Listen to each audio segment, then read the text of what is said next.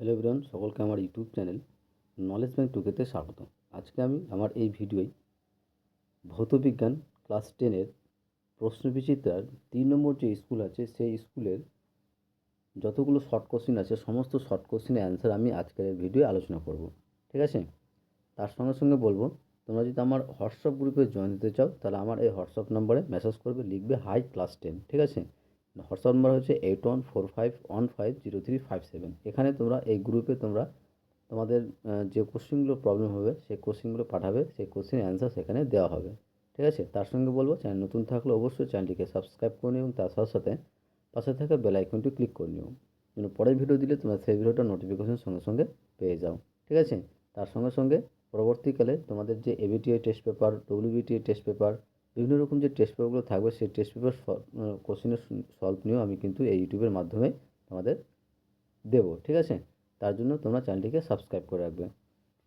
এবার আসি আমরা প্রশ্নবিচিত্রার কোশ্চেনে। 3 নম্বর স্কুলের গ্রুপ এর দেখো, প্রথম কোশ্চেন বলেছে যে বহু বিকল্প ভিত্তিক প্রশ্ন, প্রতিটি প্রশ্নে 4টি করে বিকল্প উত্তর দেওয়া আছে, যেটি সঠিক সেটিকে লিখতে হবে। ঠিক আছে? তো ফার্স্ট যে কোশ্চেন আছে দেখো, প্রথম কোশ্চেন যেটা বলেছে যে গ্রিন হাউস প্রভাব সৃষ্টিতে কার্বন ডাইঅক্সাইড গ্যাসের অবদান প্রায় কত? কার্বন ডাইঅক্সাইডের অবদান প্রায় 50 থেকে 60%-এর মধ্যে থাকে। ঠিক আছে? এখানে যেহেতু 60% আছে তাহলে অ্যান্সার হয়ে যাবে অপশন ডি, 60%। যে গ্রিন হাউস প্রভাব সৃষ্টিতে কার্বন ডাইঅক্সাইড গ্যাসের অবদান প্রায় কত? 60%, যেটা 50 থেকে 60-এর মধ্যে থাকে।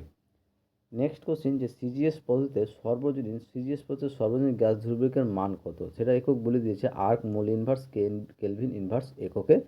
যে সিজিএস পদ্ধতিতে সর্বজনীন গ্যাস ধ্রুবকের মানটা কত? অ্যান্সার হবে অপশন বি, 8.31 ইন্টু 10⁻7। 8.31 ইন্টু 10⁻7, এটা হচ্ছে সর্বজনীন গ্যাস ধ্রুবকের মান। তারপরে নেক্সট বলেছে যে সাদা আলোর প্রিজমের মধ্য দিয়ে বিচ্ছুরণ হলে পর্দায় সবার উপরে দেখা যায় কোন বর্ণ?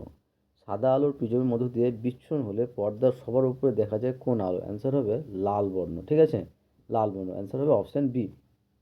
তারপরে বলেছে যে শূন্য মাধ্যমে আলোর বেগ যে কোনো মাধ্যমে আলোর বেগের চেয়ে বেশি হবে না কম হবে?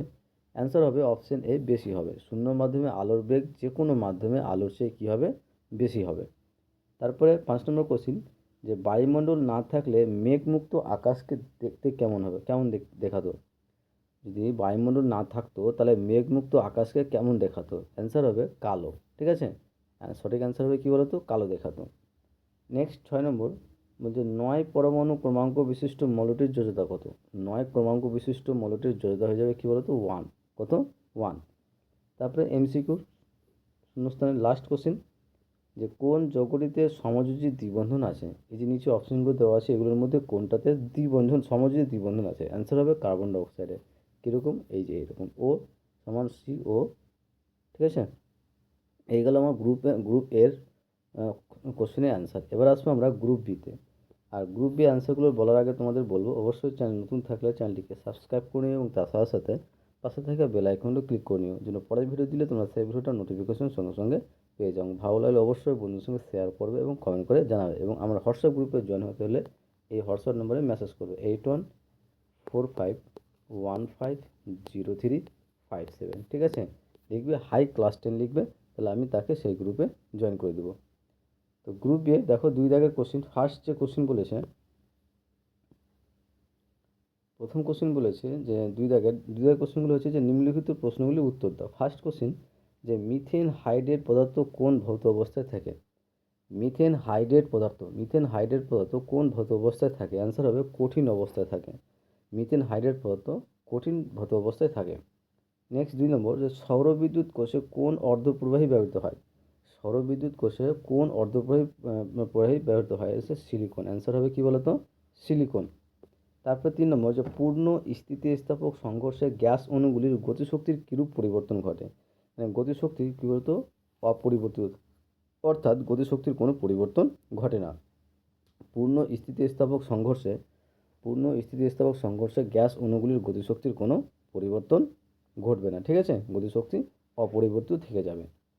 নেক্সট যে 1 মোল গ্যাসের ক্ষেত্রে আদর্শ গ্যাস সমীকরণটি কী হবে? অ্যান্সার হবে পিভি ইজিক্যাল টু RT।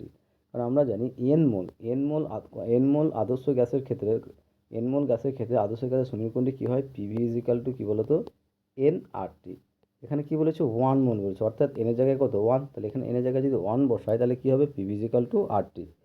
ঠিক আছে, তাহলে সঠিক অ্যান্সার হয়ে যাবে PV is equal to R T. Next 4 নম্বর বলছে একটি আদর্শ গ্যাসের অণুগুলির মোট স্থিতি শক্তির পরিমাণ কত। একটি আদর্শ গ্যাসের অণুগুলির মোট স্থিতি শক্তির পরিমাণ হবে কী বলতো, 0।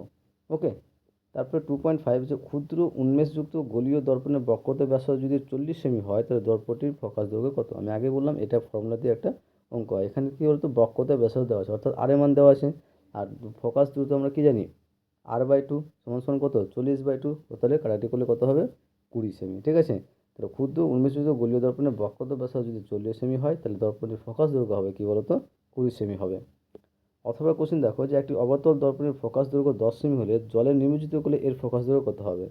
তাহলে অবতল দর্পণের ফোকাস দৈর্ঘ্য যাই থাক, যদি সেটাকে আমরা জলে নিমজ্জিত করে দিই সেক্ষেত্রে ফোকাস দৈর্ঘ্য কী থাকবে, সেম থাকবে, একই থাকবে, কোনো পরিবর্তন হবে না। তাহলে এক্ষেত্রে সঠিক অ্যান্সার হবে কী বলতো, 10 সেমি। ঠিক আছে, নেক্সট 6 নম্বর, দন্ত চিকিৎসকরা কী ধরনের দর্পণ ব্যবহার করে। দন্ত চিকিৎসকরা কী ধরনের দর্পণ ব্যবহার করে, অ্যান্সার হবে অবতল দর্পণ ব্যবহার করে। দন্ত চিকিৎসকরা অবতল দর্পণ ব্যবহার করে। ওকে, 7 নম্বর বলছে একটি প্রিজমের কয়টি আয়তাকার তল থাকে। একটি প্রিজমের 3টি আয়তাকার তল থাকে। একটি প্রিজমের কয়টি তল থাকে, আয়তাকার তল থাকে, একটি প্রিজমের 3টি আয়তাকার তল থাকে।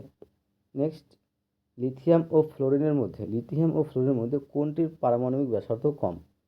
লিথিয়াম ও ফ্লোরিনের মধ্যে কোনটির পারমাণবিক ব্যাসার্ধ কম, অ্যান্সার হবে ফ্লোরিনের পারমাণবিক ব্যাসার্ধ সবথেকে কম। নেক্সট 9 নম্বর, যে নাইট্রোজেন অণুতে কয়টি নিঃসঙ্গ ইলেকট্রন জোড় থাকে, অ্যান্সার হবে 2টি। নাইট্রোজেন অণুতে 2টি নিঃসঙ্গ ইলেকট্রন জোড় থাকে। লাস্ট কোশ্চিন অথবা, আর এই কোশ্চিনের অ্যান্সারটা বলার আগে তোমাদের বলবো অবশ্যই চ্যানেল নতুন থাকলে চ্যানেলটিকে সাবস্ক্রাইব করে এবং তার সাথে সাথে পাশে থাকা বেল আইকনটা ক্লিক করে নিও, যেন নেক্সট ভিডিও দিলে তোমার সেই ভিডিওটা নোটিফিকেশন সঙ্গে সঙ্গে পেয়ে যাও। ভালো লাগলে অবশ্যই বন্ধুর সঙ্গে শেয়ার করবে এবং কমেন্ট করে জানাবে। ঠিক আছে, অথবা কোশ্চিন বলেছে দেখো, যে হাইড্রোজেন ক্লোরাইড অণুতে কোন ধরনের রাসায়নিক বন্ধন বর্তমান। হাইড্রোজেন ক্লোরাইড অণুতে কোন ধরনের রাসায়নিক বন্ধন বর্তমান, সঠিক অ্যান্সার হবে সমযোজী এক বন্ধন বর্তমান। ওকে, আশা করছি তোমাদের ভিডিওটা ভালো লেগেছে। নেক্সট ভিডিও পেতে অবশ্যই তোমার চ্যানেলটিকে সাবস্ক্রাইব করে নেবে। ওকে, থ্যাংক ইউ ভিডিওটা দেখার জন্য।